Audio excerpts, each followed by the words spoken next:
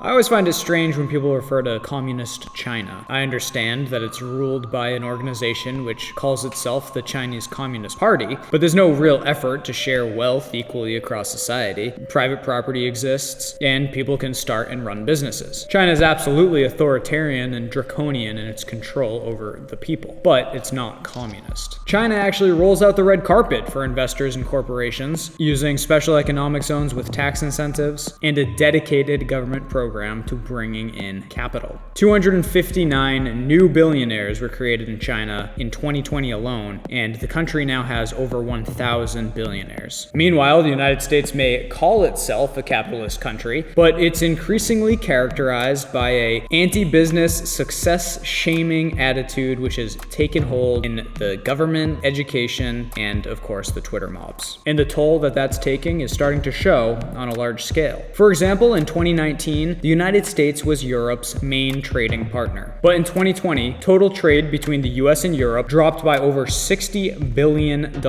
while trade between Europe and China grew by about $24 billion, according to Eurostat. And that allowed China to become Europe's largest trade partner in 2020, claiming the spot from the United States. Foreign direct investment in China also overtook the United States for the first time in history, according to a United Nations report. In 2020, the United States attracted a total of $134 billion in direct foreign investment, which was a 49% drop. But China managed to attract $163 billion in direct foreign investment, the largest share of any country in the world. Meanwhile, the president of China, Xi Jinping, has made his intentions entirely clear: to overtake the United States as the global superpower. In domestic speeches to a Chinese audience, he hammers the table about dominating the United States. The biggest source of chaos in the present-day world is the United States, President Xi said recently. The United States is the biggest threat to our country's development and security. He was quoted by a high party official telling them to grasp clearly the grand trend that the East is rising while the West is declining. The West, of course, referring to the United States and Europe. Some people are worried that this means a hot war with tanks and guns is on the horizon.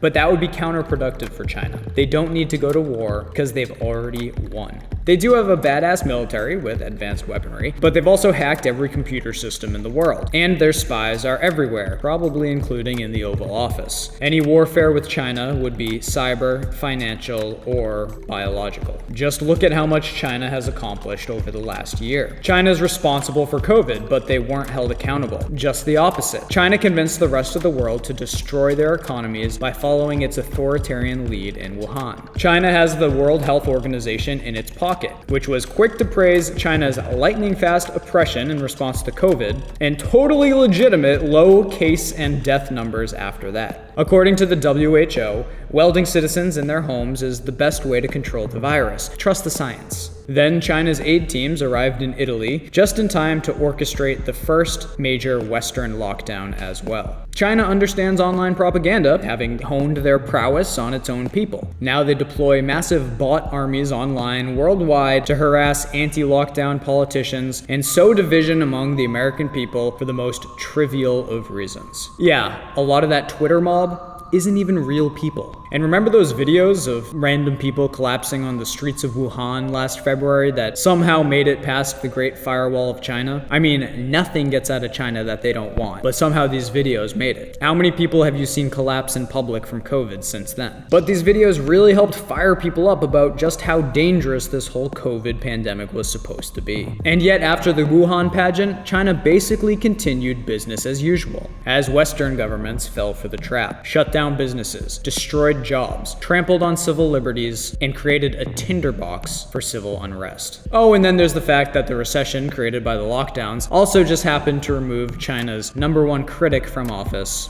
Donald Trump. But again, China kept going as normal. Its economy was not destroyed by COVID. And that means that China can keep playing the real global power game: money. China's got the cash to hand out, and anybody on the dole dares not utter a word against China. The NBA is afraid to lose money over players criticizing the domination of Hong Kong. Airlines are afraid to lose money if they recognize that the country of Taiwan exists. Disney will fire an actress for talking about concentration camps, and then turn around and praise the region of China which has actual concentration camps because they allowed them to film Mulan there.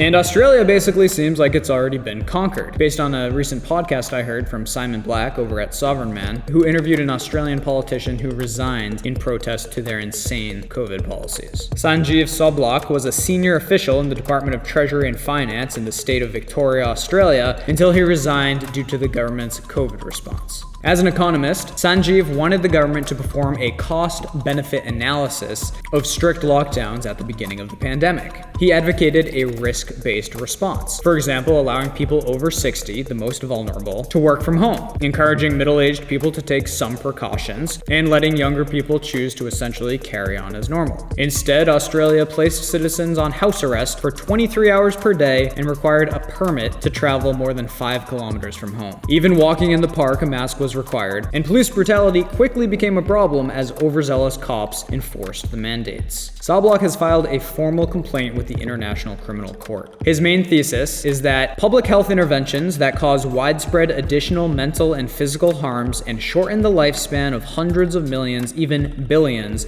can only be classified as public health terrorism. The government is not authorized to kill one innocent person to save another, but that is exactly what they've done. By imposing authoritarian lockdowns, they've engaged in mass torture. Solitary confinement of young, healthy people in close to a 0% risk category for COVID. This caused a mental health crisis, and every excess death from suicide or substance abuse is on the government's hands. Others did not receive necessary medical attention because of government instructions to hospitals to reduce non-necessary testing, which included cancer screening. Soblok's research has led him to call the inducement of Western governments to enact totalitarian lockdowns part of China's undeclared covert war of 2020. It was a setup by China to undermine its enemies. And I'm not even talking about whether the virus was made in a lab or released on purpose or whatever. I'm simply explaining how China used COVID-19 as part of its strategy to surpass the United States as the dominant global superpower in a contrived and systematic fashion. Classic Sun Tzu art of war. The best win is to never even have to fight a battle. We're witnessing the shift of wealth and power right in front of our eyes, and frankly, it's the biggest story of our day. But the main thing that the United States has going for it, which has kept it the dominant global superpower since World War II, is the US dollar's spot as the world reserve currency. And China doesn't even have to go after that, because the US is doing a fine job of destroying its currency all on its own. The US is printing money hand over fist for massive spending, robbing future generations without anything to show for it. What exactly do you think that means for the future of the US? As wealth and power shifts, the dominance of the currency shifts too. Staking your whole future livelihood on the dollar maintaining the same status that it's held for the last decades is naive. A lot of people in the West don't even want to acknowledge this. They think of China as a force for evil, and to think of them in the dominant position on the globe is very scary. But not wanting to believe it doesn't make the problem go away. We could be witnessing the moment that two empires pass each other, one on the decline and one on the rise.